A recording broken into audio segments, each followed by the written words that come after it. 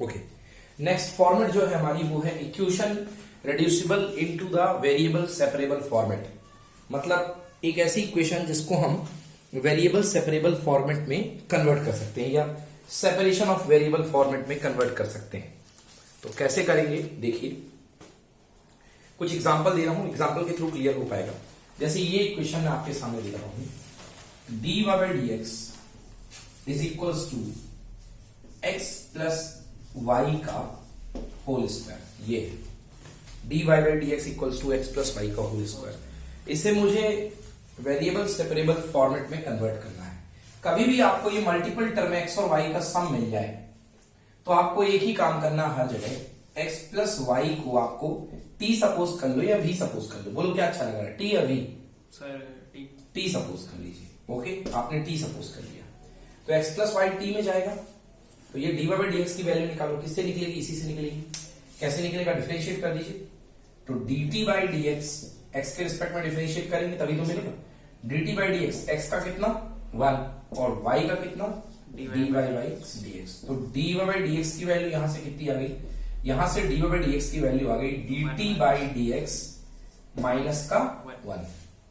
अब ये वैल्यू यहां पुट कर दीजिए तो ये हो जाएगा dt by dx minus 1 equals to, इसकी जगह पुट की value equal to x plus y, मतलब t का x प्लस वाई क्या, t का होल स्क्वायर। ओके, क्लियर हो गया।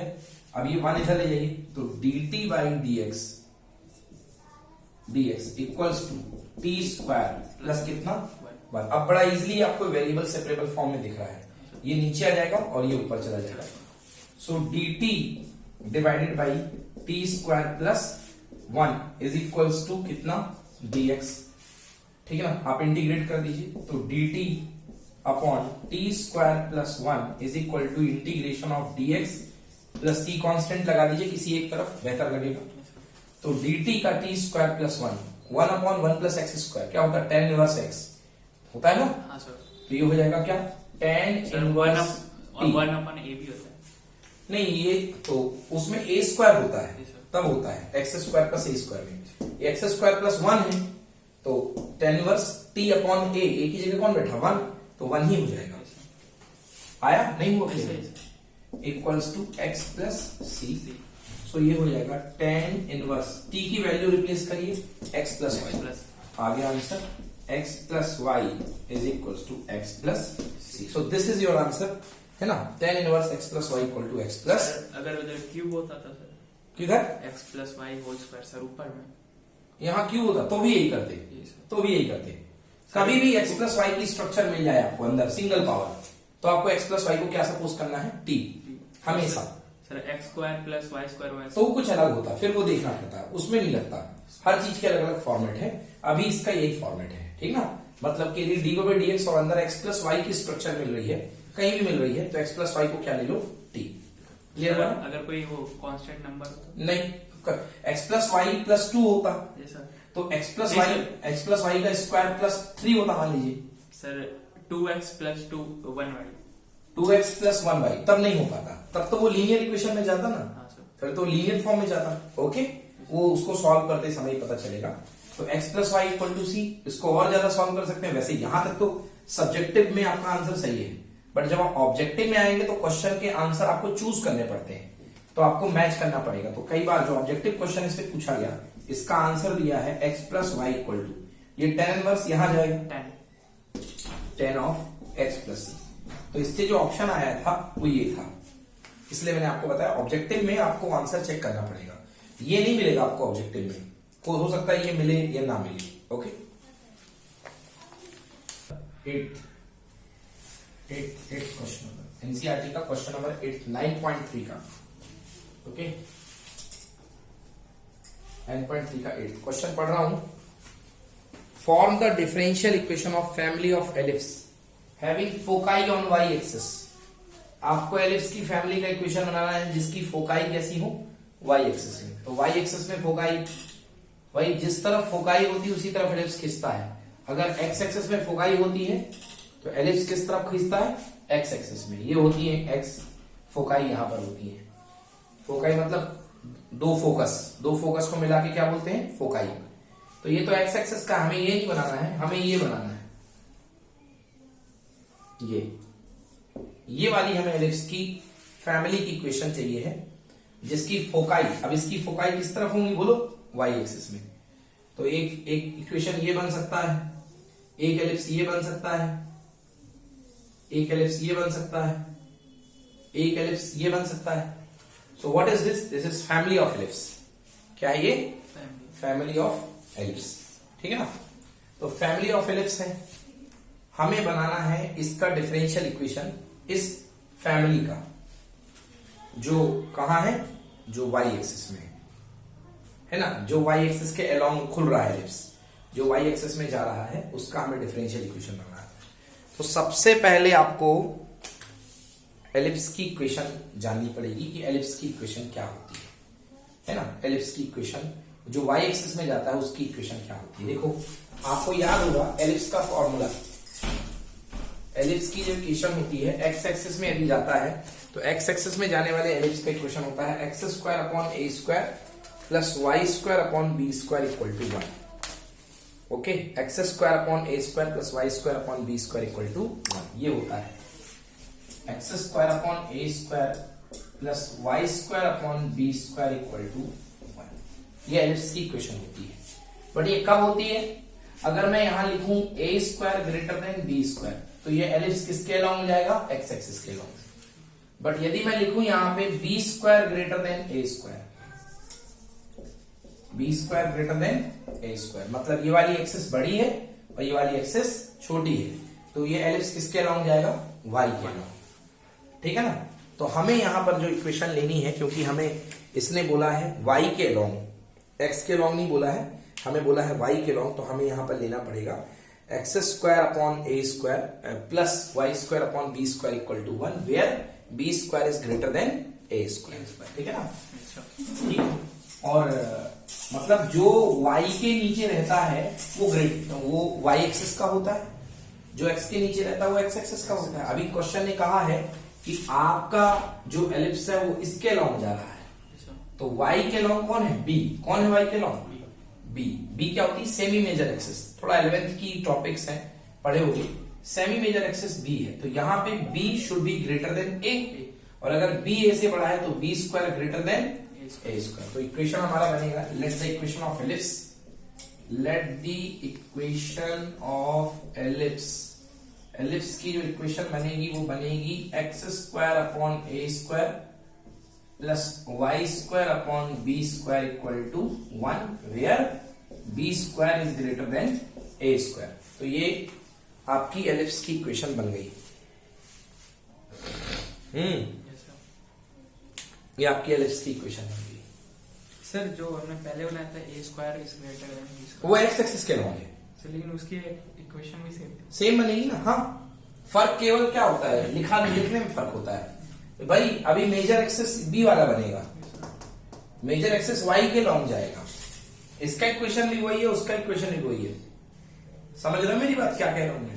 दोनों के इक्वेशन में कोई फर्क नहीं है, बस फर्क किसमें है? अगर एक्स एक्सिस के लॉन्ग मेजर एक्सिस होगी तो आप लिखोगे a square greater than b square, और अगर वाई एक्सिस के लॉन्ग है तो आंसर क्या आएगा? B square greater than a square. बस इतना सा फर्क है। नॉट क्लियर की क्लियर हो गया ना?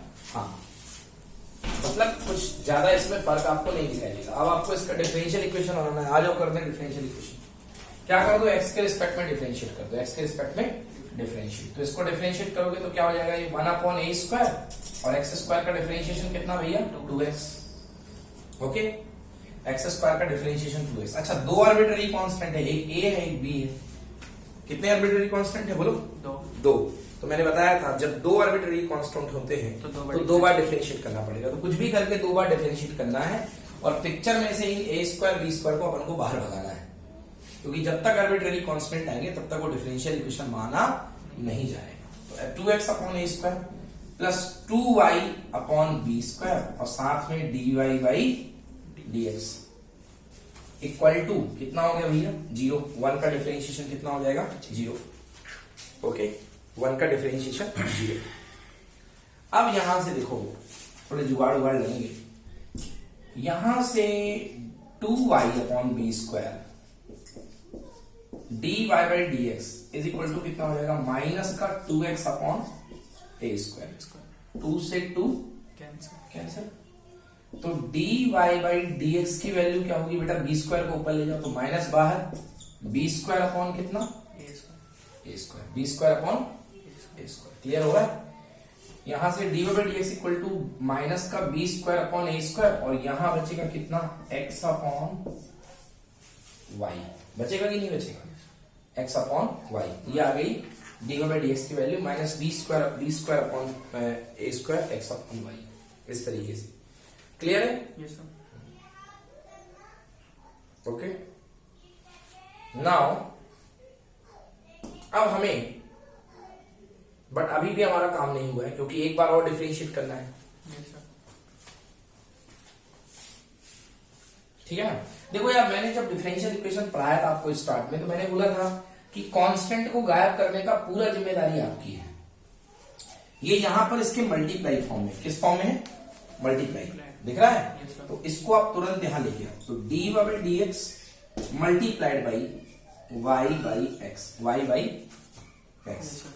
पलटोगे, यहां क्या बचेगा, minus b square upon a square. बेटा फायदा ये होगा, सर लीनियर नहीं लीनियर नहीं बना, लीनियर में प्लस होना था, वो तो बनेगा ही नहीं। अपन को तो डिफरेंशियल इक्वेशन बनाना है, वो तो लीनियर में तो ऑलरेडी डिफरेंशियल इक्वेशन होता है, अपन बना रहे हैं। अब देखिए यहाँ पर minus b square upon a square आ गया। अब अपन इसको यदि डिफरेंशिएट कर देंगे तो डायरेक्टली ये क्या हो जाएगा, जीरो। तो पूरी पिक्चर से गायब हो जाएगा, और यही तो अपन चाहते हैं कि गायब हो जाए। तो ये बहुत अच्छा मौका मिल रहा है हमें, तो इसको फिर से अपन डिफरेंशिएट करते हैं विद रिस्पेक्ट टू एक्स।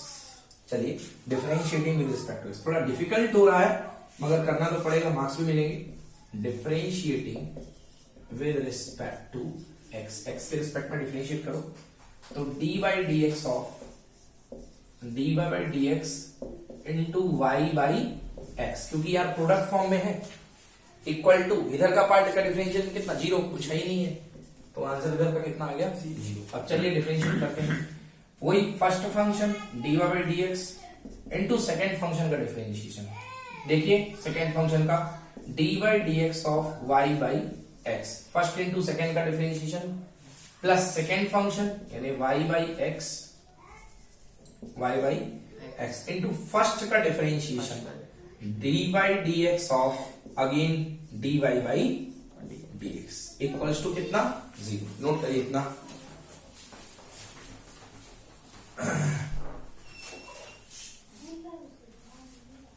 देखिए dy बाई dx, अब इसको कैसे डिफरेंशिएट करेंगे, dy बाई डिनोमिनेटर, डिनोमिनेटर का फॉर्मूला होता है denominator into differentiation of numerator minus numerator into differentiation of denominator. X का कितना हो जाएगा, 1 अपॉन क्या हो जाएगा, एक्स का स्क्वायर अपॉन एक्स का square, plus y by x, y by x. बेटा डी बाई डी एक्स का डी बाई डी एक्स क्या है, डबल डेरिवेटिव, यानी कि d two y upon d x two equals to कितना, zero. तो ये आ चुका है। अब इसको थोड़ा सा ओपन कर लो तो अच्छा लगेगा। यदि मैं इसको इससे मल्टीप्लाई करता हूं तो देखो ये आएगा x d by d x का होल स्क्वायर, x है डी बाई डी एक्स का whole square minus y d y by d x, ये चला गया अंदर इसके साथ। टोटल के नीचे क्या, एक्स स्क्वायर, टोटल के नीचे x square plus y d square y upon x d two y upon कितना, d x two equal to कितना, जीरो। इक्वल टू कितना हो गया, जीरो। क्लियर आ गया। ठीक है, तो यहां तक हमारा सिंप्लीफाई हो चुका है। अब यदि मैं यहां पे देखें आप ध्यान से, यदि इसको और ज्यादा मैं ब्रेक करूं तो ये हो जाएगा मेरे पास x d by d x का होल स्क्वायर। x यहां पे कॉमन ले लिया जाएगी, कॉमन नहीं कैंसिल हो रहा है, कॉमन तो नहीं आ रहा है, कैंसिल हो रहा है। कुछ मिस्टेक तो नहीं हुआ है ना, फर्स्ट इंटू सेकेंड का differentiation plus second into first का differentiation d by d x, हाँ सही चल रहा है, इतना नोट करो। तो देखिए बिल्कुल सही कर रहे हैं हम, कंफ्यूजन थोड़ा सा हो रहा था बट कोई कंफ्यूजन नहीं है। पूरे का एलसीएम ले लो, यहाँ पे एक्स स्क्वायर है, यहाँ पे क्या है, एक्स है, एलसीएम क्या आएगा, एक्स स्क्वायर। ये टर्म एज इट इज बना रहेगा, क्या हो जाएगा ये x d by d x का whole square minus y d y by dx। dx। X square में x का डिवाइड करेंगे, एक x बचेगा और वो x इसके साथ मल्टीप्लाई हो जाएगा, यानी xy d square y upon dx square equal to कितना, 0। ये एक्स स्क्वायर 0 के साथ मल्टीप्लाई होकर के 0 हो जाएगा और आंसर आएगा हमारे पास x dy बाई dx का whole square minus y dy by dx plus xy d2y upon dx2 equals to कितना, 0। ये है हमारा रिक्वायर्ड डिफरेंशियल इक्वेशन जो कि फैमिली ऑफ पैराबोला को रिप्रेजेंट करेगा। ओके, यहाँ पे पूरे कांस्टेंट जो है हमने गायब कर दिए हैं, तो एकदम सही है, अब इसमें कोई फॉल्ट नहीं है।